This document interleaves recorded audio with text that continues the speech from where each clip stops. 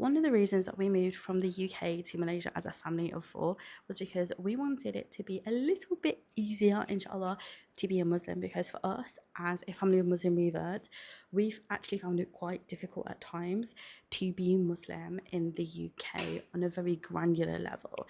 And when I shared this with somebody, she said to me, oh, no matter where you go in the world, whether you live in an Islamic country or a non-Islamic country, you are still going to find it at times hard to be a Muslim. And while yes, I fully wholeheartedly agree with that statement, because as a Muslim, your iman, it goes up, it goes down, it ebbs and flows. That's just life. For us specifically, alhamdulillah, it has been so much easier to be a Muslim here in Malaysia than it was in the UK. Like the struggles that we had in the UK, they don't exist here. And yes, of course, it's life is very different here. There are other struggles that we face and stuff. But when it comes to our faith, the most important thing, those struggles just don't really exist anymore. And a prime example is today, alhamdulillah, we've been here nearly 2 months and finally managed to go to the beach. We went to Port Dickson, which was absolutely stunning.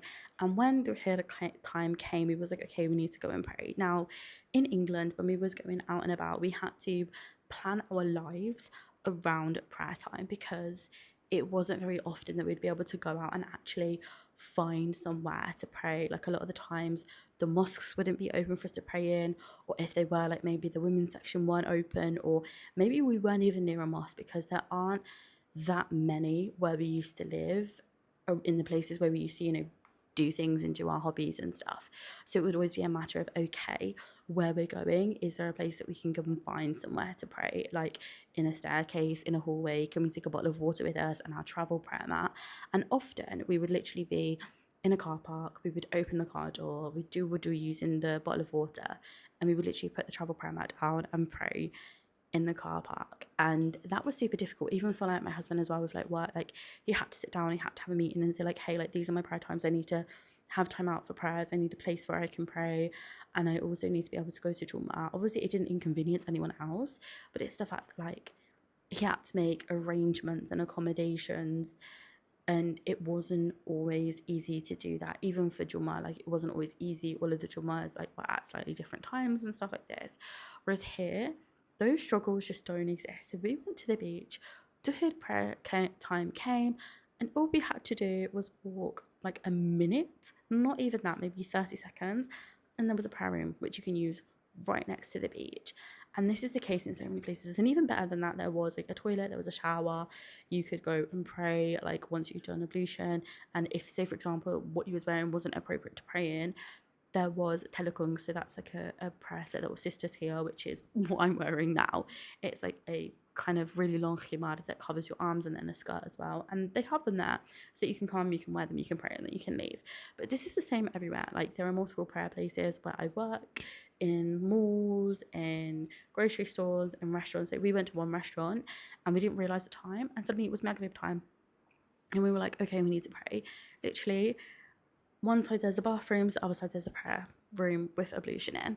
And it's the same for everywhere you go. Like you don't have to worry, like at gas stations, supermarket, schools, it's everywhere. You don't need to worry about having to find somewhere to pray or find a little corner to pray in.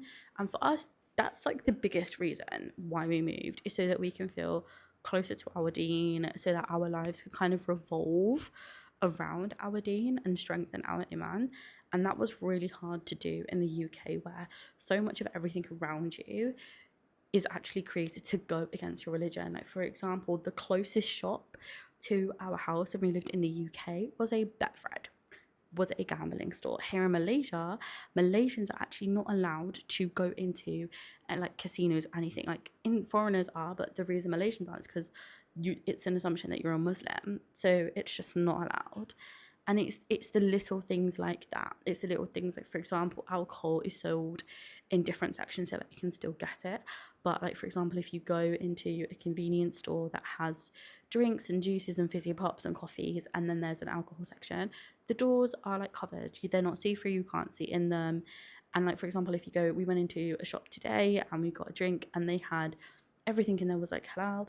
And then there was a section that was very clearly labelled that was not halal. And it's little things like that where you don't have to worry. You don't have to double check, like, oh, actually, is what I'm eating halal? Is what I'm eating permissible? Because in the UK, like, for example, near to where we used to live, there was a restaurant that was claiming to be like the first one that was making these like Asian style noodles and their soup, and it was going viral, and it's the first halal one in Birmingham. And we went and we were like, oh my gosh, we would love to try this.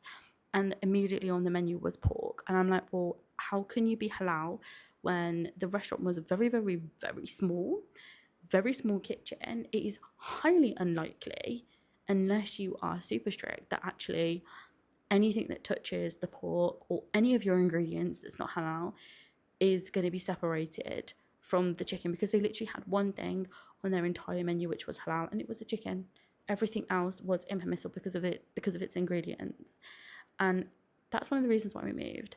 And I think so many people, when they're like, oh yeah, I want to move to a Muslim country because it's Muslim, so many people think that automatically your life's just going to be easier to be Muslim. But I do think, like the friend who said that to me, I do think it varies about what specific struggles you are having as a Muslim. Like for us, it was very much around our prayer and making sure that we could pray it on time, have somewhere to pray it, that it wasn't difficult to do that, and it wasn't risky to our physical safety. Because that's the other thing, is that sometimes we would have to delay our prayer, or we would have to combine them because it was not physically safe for us to pray in certain places, which is super sad to admit. And then on like the female side of it more specifically, is in the UK sometimes I found it really difficult to stay steadfast in wearing like the full coverage hijab, and my hair isn't showing, my neck isn't showing, to dress modestly, because so many sisters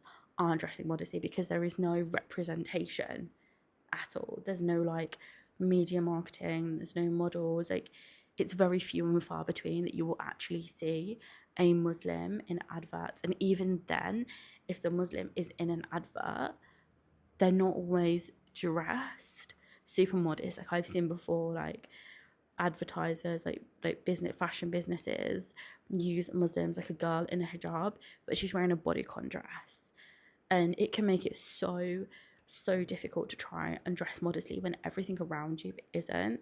Whereas here in Malaysia, like dressing modestly is like the norm. And I think that's kind of the same for a lot of places across Asia. Like they too tend to lean a little bit more into modesty, regardless as to your faith.